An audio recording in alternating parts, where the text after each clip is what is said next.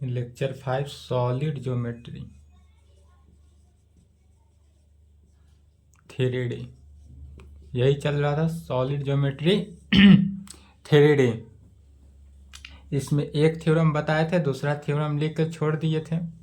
चूँकि कल का क्लास का टाइम हो चुका था तो थ्योरम 2 लिखेंगे। थ्योरम 2 है ऑब्टेन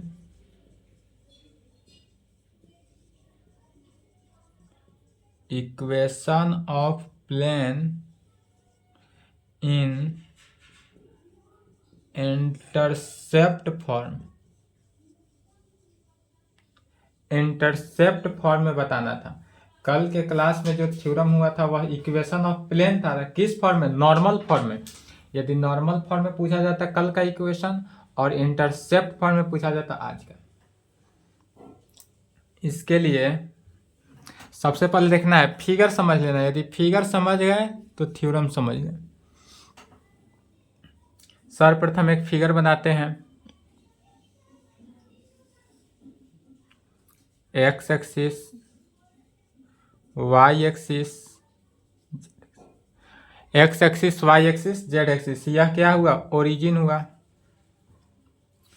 अब यदि हम मान लेते हैं यहाँ पर कोई एनी पॉइंट ए, यह ए पॉइंट ले लेते हैं। ए पॉइंट का कोऑर्डिनेट क्या होगा? तो चूंकि एक्स एक्सिस पे है तो ए पॉइंट यहाँ पर ए होगा और वाई एक्सिस, जेड एक्सिस 0 0। यहाँ पर यदि हम बी पॉइंट मानते हैं तो यह बी पॉइंट है चूंकि वाई एक्सिस पे। तो जब वाई एक्सिस पे है तो एक्स एक्सिस 0, वाई एक्सिस पे बी और जेड एक्सिस 0।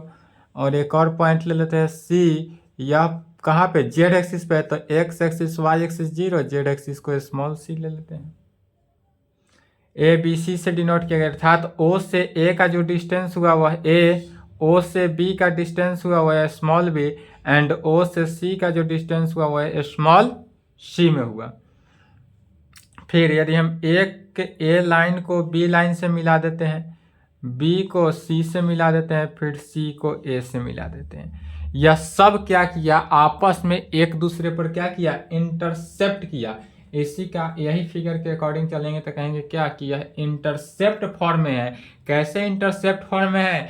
तो यह एक्स एक्सिस पर एक पॉइंट है, वाई एक्सिस पे एक पॉइंट है, जेड एक्सिस पे एक पॉइंट लेकर चले और सभी का डिस्टेंस जो है वह कहाँ से जा रहा है? एक ही पॉइंट जो कि ओरिजिन है, इसी ओरिजिन से होते हुए सभी डिस्टेंस को फॉलो कर रहे हैं। तो जो फिगर बना है उसी को लिख रहे हैं, लैंग्वेज में लिख लें। मान लेते हैं लेट, माना कि A B C B A plane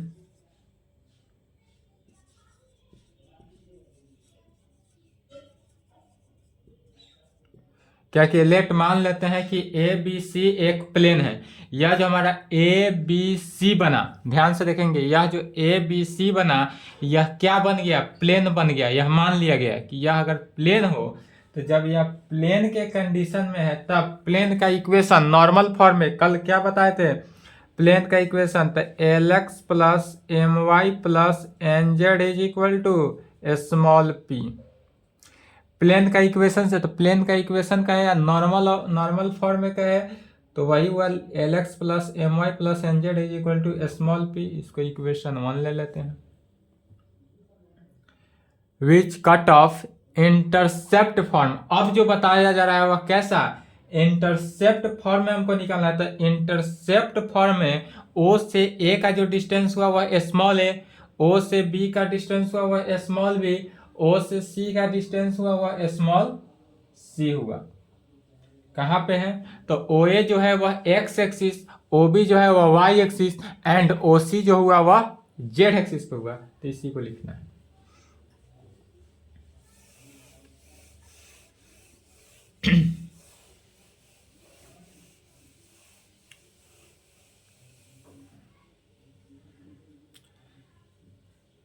क्या कहेंगे? Which cut off intercept form, intercept, which cut off intercept, यह जो हुआ ओ ए का O A is equal to कहाँ पे? ए पे। तो O A is equal to a on x axis, और यह कहाँ पे है, एक्स एक्सिस पे है।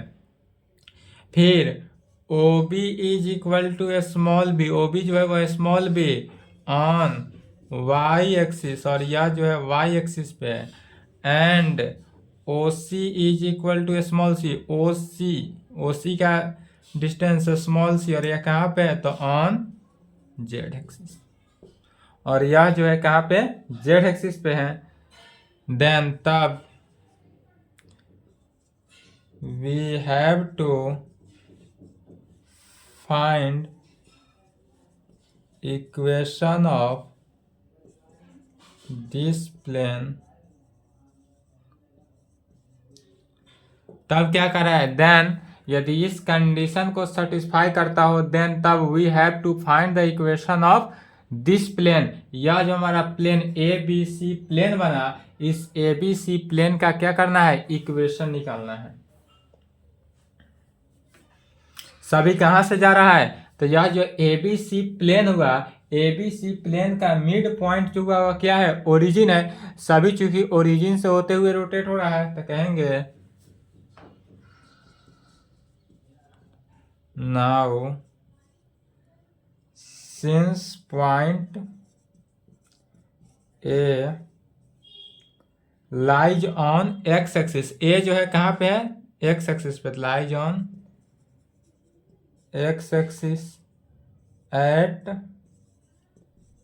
Distance O is equal to a from origin. क्या कहें, नाउ सिंस ए पॉइंट जो है, a point lies on x axis है, एक्स एक्सिस पे, इसलिए अब पॉइंट कितना हुआ, ओरिजिन से, इसलिए कोऑर्डिनेट ऑफ ए, इसीलिए कहेंगे कोऑर्डिनेट ऑफ ए का कोऑर्डिनेट चूंकि पहले ही लिख दिए थे, समझा पिछले थ्योरम में, ए 0 0 होगा। सिमिलरली, इसी प्रकार, इतना लैंग्वेज ना लिखकर डायरेक्ट लिखेंगे, similarly coordinate of B, B का कोऑर्डिनेट कितना निकला, 0 B 0, and coordinate of C, C का कोऑर्डिनेट क्या हुआ, 0 0 सी में, and coordinate of C 0 0 C. तो यह ए का कोऑर्डिनेट, बी का कोऑर्डिनेट एंड सी का कोऑर्डिनेट तो निकल गया। तब एक बेर ए का कोऑर्डिनेट लेकर चलेंगे और एक पॉइंट से वैल्यू निकालेंगे, उसके बाद क्या करेंगे, बी का कोऑर्डिनेट और सी का कोऑर्डिनेट को सिमिलरली निकाल देना है।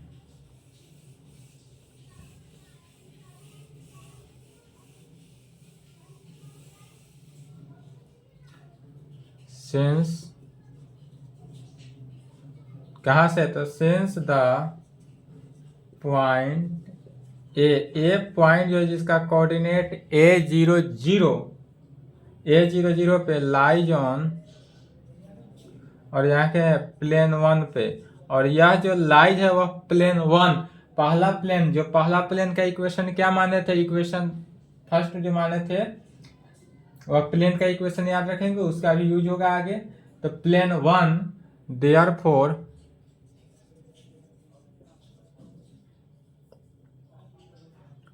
Coordinate of this point A satisfy equation of plane,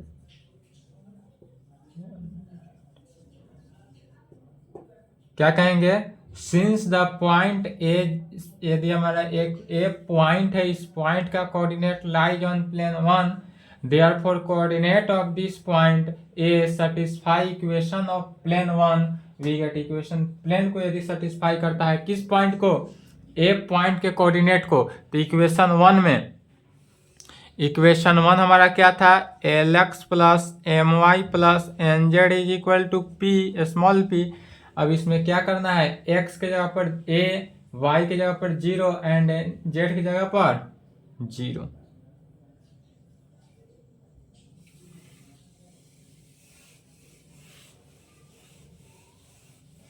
यह जितना लैंग्वेज अभी लिखे इतना लैंग्वेज नहीं भी लिख सकते हैं।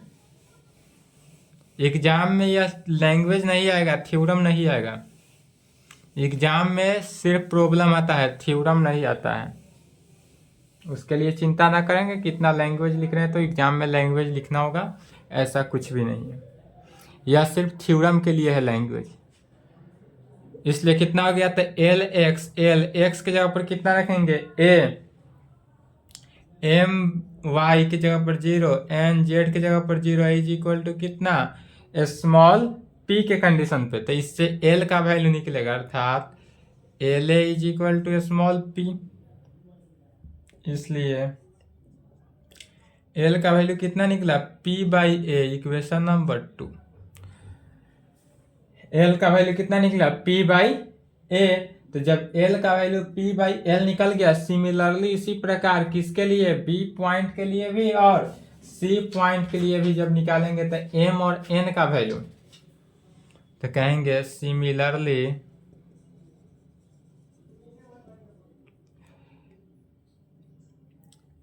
एम बी होगा, M B is equal to small P. This implied M का वैल्यू कितना आया small P by B, equation number 3, and N C is equal to P, N C is equal to P. This implied N का value P by C. इसको equation 4 मानेंगे। अब equation 2, 3, 4 में जो value आया इस वैल्यू को इक्वेशन 1 में पुट करना है। कहेंगे we put the value of L M and N. L M N का जो वैल्यू आया इस वैल्यू को फ्रॉम कहाँ से, तो फ्रॉम इक्वेशन 2, 3 एंड 4 से कहाँ पे, तो इन एबव इक्वेशन फर्स्ट विगेट। इन एबव इक्वेशन फर्स्ट विगेट, जो एबव इक्वेशन है इक्वेशन 1 में क्या था, तो L X plus M Y plus N Z is equal to 0। तो एल के जगह पर पी बाई ए, तो p small P by A into x में plus small P by B into Y plus small P by C into z और is equal to किसके p k, is equal to p k. अब इसी में यदि हम P से divide कर दे तो यहाँ भी पी कैंसिल, लेफ्ट से पी कैंसिल और राइट से पी कैंसिल।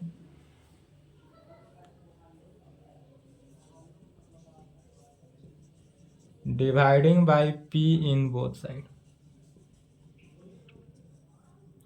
क्या करना है, दोनों तरफ पी से डिवाइड कर देना है।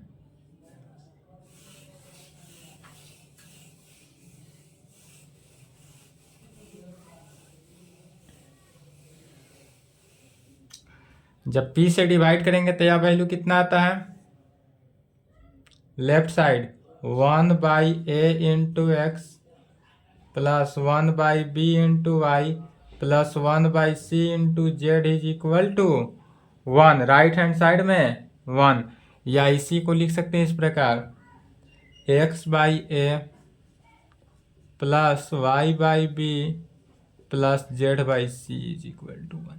यही लाना था और यही क्या गया, किस फॉर्म में आया, which is in the required equation of plane in the intercept form में, which is the required equation of the plane. या जो है प्लेन का रिक्वायर्ड इक्वेशन आया और this equation is plane is called, इस प्लेन को क्या कहते हैं, this equation of plane is. और यह जो प्लेन का इक्वेशन आया इस प्लेन के इक्वेशन को क्या कहते हैं, इंटरसेप्ट फॉर्म में, तो is called equation of plane. यह जो हुआ इक्वेशन ऑफ प्लेन, यही निकालना था। थ्योरम में क्या था, equation of plane in intercept form, equation of plane in intercept form, यही रिक्वायर्ड इक्वेशन। लॉन्ग था, 15 मिनट लग गया क्लास में, इसीलिए कल नहीं पढ़ाए थे, क्योंकि कल 45 मिनट हो जाता।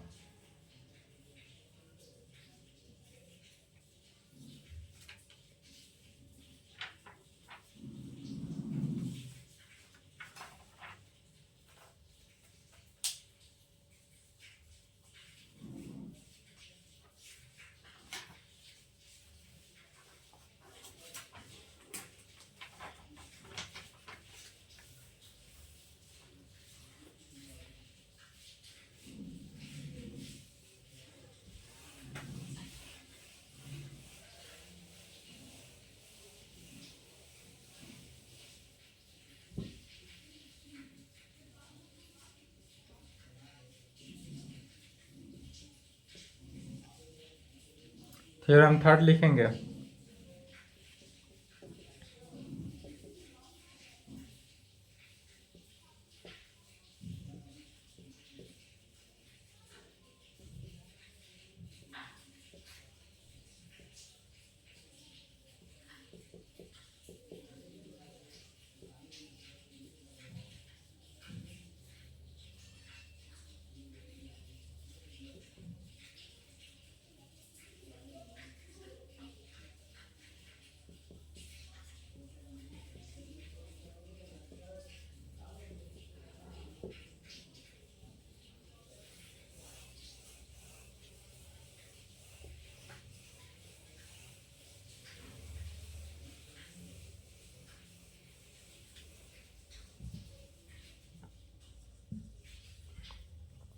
थ्योरम है, find the angle between two plane. दो प्लेन दिया हुआ है, एक प्लेन का इक्वेशन है, दूसरा प्लेन का इक्वेशन है। दो प्लेन का इक्वेशन दिया हुआ है।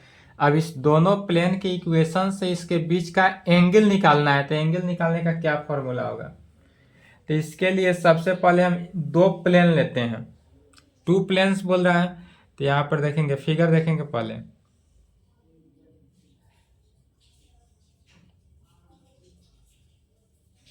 यह जो हुआ क्या हुआ? पहला प्लेन है। यह जो प्लेन है इसको कहेंगे प्लेन फर्स्ट।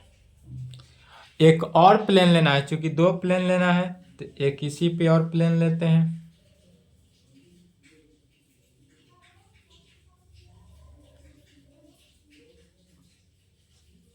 और यह जो प्लेन का इक्वेशन हुआ है कैसा प्लेन है? यह प्लेन टू है। यहाँ पर फर्स्ट प्लेन ले लिए, इस पे सेकेंड प्लेन ले लिए, यह दो प्लेन है। अब इस प्लेन में क्या करते हैं, क्योंकि बीच का एंगल निकालना था। दो प्लेन दिया हुआ है, दोनों प्लेन का इक्वेशन दिया हुआ है, गिवन इक्वेशन है दोनों प्लेन का। अब इसके बीच का एंगल निकालने के लिए, या जब एंगल निकालना है तो इस दोनों प्लेन पर क्या डालेंगे? नॉर्मल डालेंगे। जब प्लेन पर नॉर्मल डालेंगे, पहले प्लेन वन पे नॉर्मल डालते हैं। एक एनी पॉइंट से, यहाँ पर एक एनी पॉइंट ले देते हैं। इस एनी पॉइंट से प्लेन वन पे क्या किया गया? नॉर्मल डाला गया। यह जो है प्लेन वन पे नॉर्मल है, अर्थात कह सकते हैं इसको नॉर्मल टू प्लेन वन। यहाँ से क्या किए? प्लेन वन पे नॉर्मल डाल दिए, और इसी पॉइंट से प्लेन टू पे भी नॉर्मल डाल दिया गया। और यह क्या है? Normal to plane two. यहाँ से प्लेन वन पर नॉर्मल डाला गया, नॉर्मल टू प्लेन वन, और यहाँ पर नॉर्मल टू प्लेन टू। दो प्लेन पर क्या करते हैं? नॉर्मल डालते हैं। अब जब नॉर्मल डाले तो दोनों के बीच जो एंगल बना, यही एंगल थीटा का वैल्यू निकालना है। अब ध्यान से समझे क्या करना है कि यह दो प्लेन का इक्वेशन, या दो प्लेन है, प्लेन वन है या प्लेन टू है, और इस दोनों प्लेन का प्लेन है, यह पूरा प्लेन है, और इस दोनों प्लेन का इक्वेशन दिया हुआ है। अब बोल रहा है इसके बीच का एंगल, माने इसका इक्वेशन दिया हुआ है और इसका एंगल निकालना है। तो कैसे निकालेंगे? तो यहाँ पर थ्योरम है, इसको जब क्वेश्चन में आपको कहेगा तो क्या करना है? क्वेश्चन में सिर्फ फॉर्मूला अप्लाई करना है कि यदि कोई प्लेन का इक्वेशन दिया हो, दो इक्वेशन, तब उसके बीच का एंगल कैसे निकलेगा।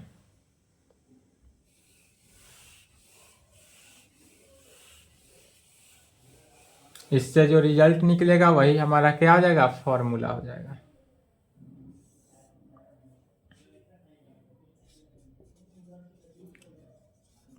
The angle between two planes is equal to angle between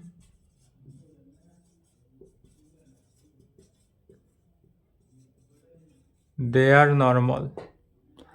क्या कहेंगे, the angle between two plane, हमारे पास दो प्लेन का इक्वेशन दिया गया है। इस दोनों प्लेन के बीच का क्या निकालना है, एंगल, थीटा का वैल्यू, या जो थीटा है इसी का वैल्यू निकालना है। तो कहेंगे नाउ द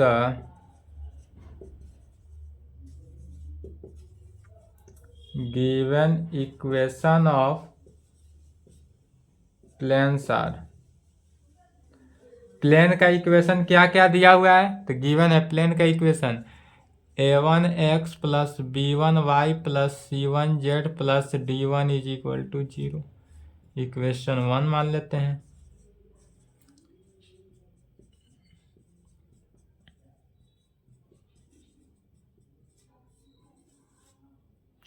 यह इक्वेशन 2 हो गया। अब इस इक्वेशन 1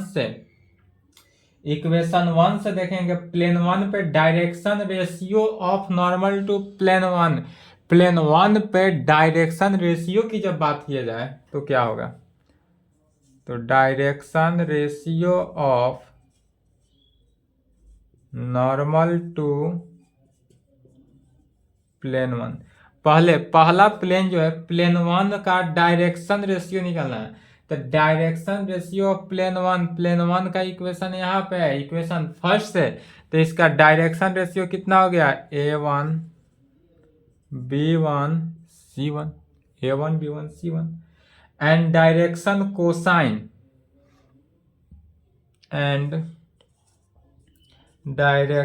कोसाइन ऑफ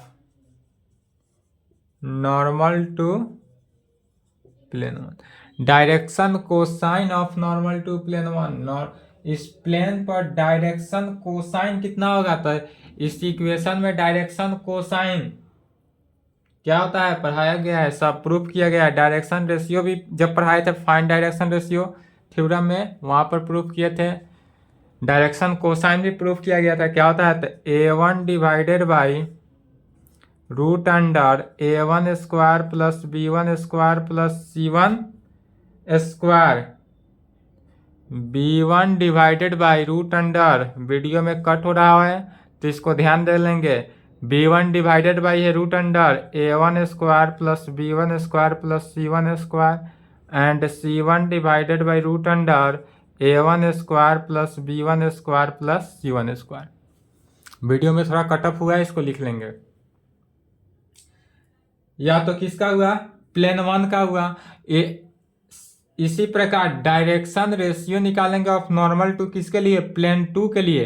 तो जब प्लेन 2 के लिए डायरेक्शन रेशियो निकालते हैं तो इक्वेशन नंबर 2 से डायरेक्शन रेशियो, फिर इसका डायरेक्शन कोसाइन निकालेंगे, डायरेक्शन रेशियो डायरेक्शन कोसाइन निकालेंगे।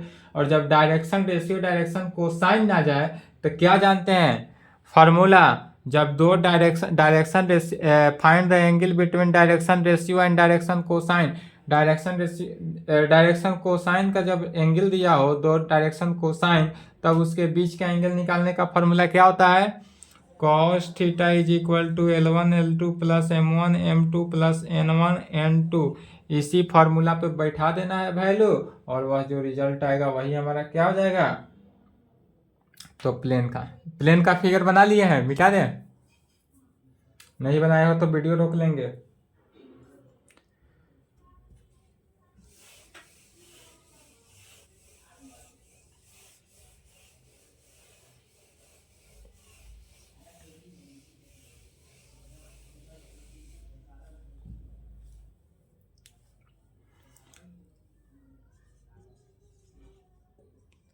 Again, direction ratio of normal to plane 1, plane two. अब प्लेन टू पे डायरेक्शन रेशियो क्या होगा? तो A2B2C2 and direction cosine of normal to plane two. अब प्लेन टू का डायरेक्शन कोसाइन क्या हो जाएगा? तो A2 divided by root under A2 square plus B2 square plus C2 square, B2 divided by root under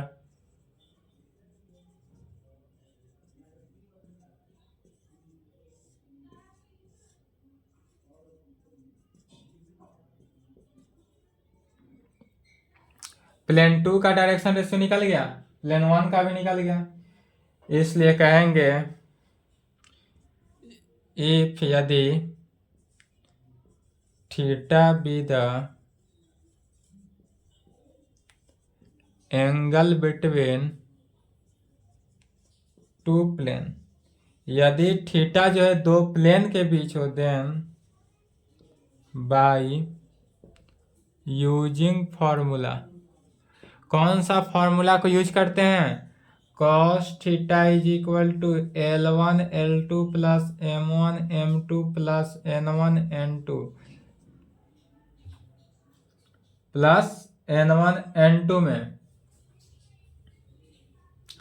चलिए तो L1 का value कितना है? A1 divided by root under A1 square plus B, या L1 का वैल्यू हुआ, या L2 M2 M1 M2 N1 N2।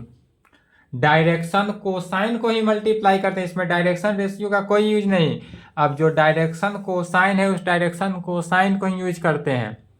तो कहेंगे cos theta is equal to L1 कितना निकला है? तो A1 divided by root under A1 square plus B1 square plus C1 square में इनटू L2, तो L2 कितना है? A2 divided by root under इतना, तो A2 divided by root under A2 square plus B2 square plus C2 square, फिर plus M1।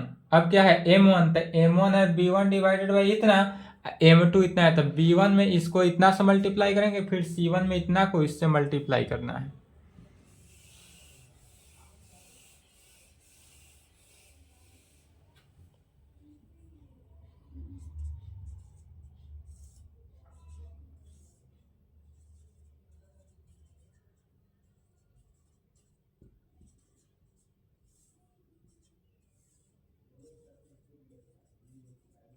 यहां तक लिखेंगे।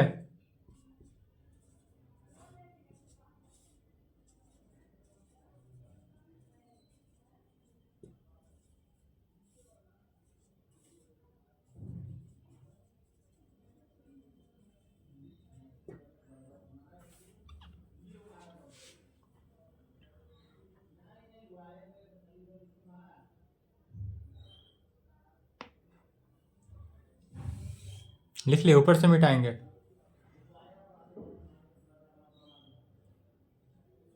इसी को सॉल्व करना है, रिजल्ट आ जाएगा।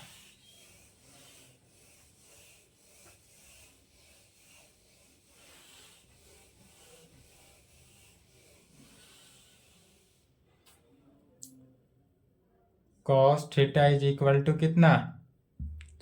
मल्टीप्लाई करेंगे तो A1 A2 divided by root under A1 square B1 square plus C1 square into root under A2 square B2 square C2 square plus B1 B2 divided by root under A1 square B1 square C1 square into root under A2 square B2 square C2 square plus C1 C2 divided by root under A1 square B1 square C1 square into root under A2 square B2 square C2 square. क्या किए सो समझना है पहले। सभी को जो multiplication के case में था नोमिनेटर को नोमिनेटर के साथ मल्टीप्लाई कर दिए एंड डिनोमिनेटर को डिनोमिनेटर के साथ मल्टीप्लाई कर दिए। इसमें भी नोमिनेटर को नोमिनेटर के साथ, डिनोमिनेटर को डिनोमिनेटर के साथ, नोमिनेटर को नोमिनेटर के साथ एंड डिनोमिनेटर को डिनोमिनेटर के साथ मल्टीप्लाई कर दिए। अब सभी का डिनोमिनेटर यदि देखते हैं तो सभी का डिनोमिनेटर क्या है, सेम है, तो सबका लघुत्तम क्या हो गया। जब सभी का डिनोमिनेटर लेते हैं तो क्या आता है, सेम आ गया, अर्थात कितना, √a1² plus b1² plus c1² into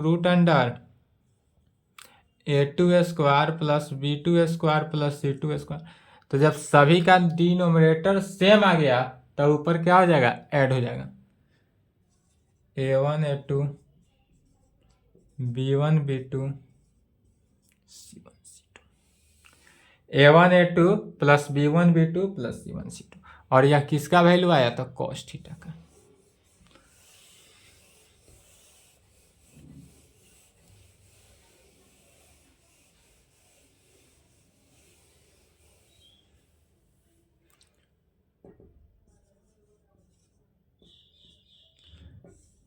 इस रिजल्ट को याद रखेंगे।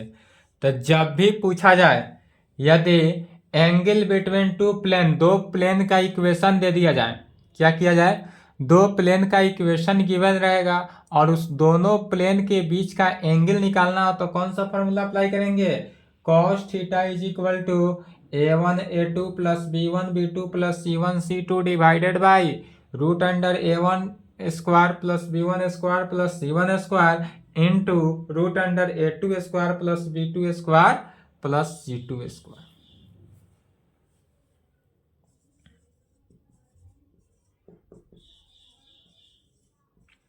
विच इज द रिक्वायर्ड कंडीशन, यही कंडीशन।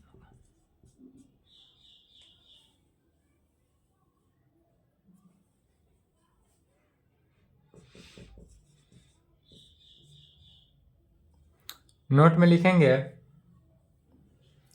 यदि टू प्लेन 1 एंड 2 विकेट, इसी दोनों प्लेन से जो फिगर था उसी के अकॉर्डिंग चल रहा है, फिगर को देखना है, अपने नोटबुक में फिगर को देखें।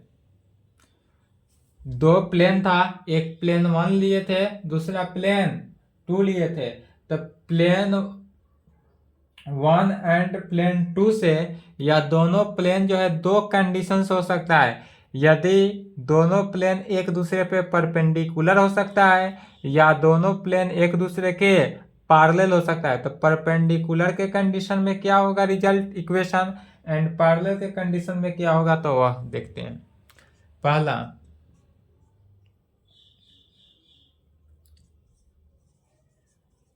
परपेंडिकुलर टू ईच अदर, क्या कहेंगे, परपेंडिकुलर टू ईच अदर। यदि हमारा दोनों के दोनों क्या है, परपेंडिकुलर के कंडीशन में हो तो क्या होगा, परपेंडिकुलर इफ यदि a1 a2 plus b1 b2 plus c1 c2 जो है किसके इक्वल हो जाए, 0 के। तो जब परपेंडिकुलर के कंडीशन हो तो क्या होगा, a1 a2 plus b1 b2 plus c1 c2 जो है वह 0 के इक्वल होगा।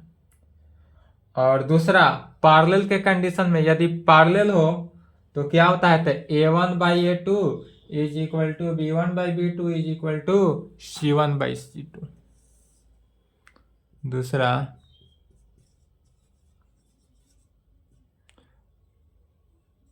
Parallel to each other, parallel to each other, ये पैरेलल कब होगा, तो ये फिर यदि a1/a2 is equal to b1/b2 is equal to c1/c2 के फॉर्म। यह जो हुआ पैरेलल के कंडीशन में होगा। तो पैरेलल के कंडीशन में समझ गए, परपेंडिकुलर के कंडीशन में समझ गए। इंटरसेप्ट फॉर्म क्या है, इंटरसेप्ट फॉर्म भी हो गया।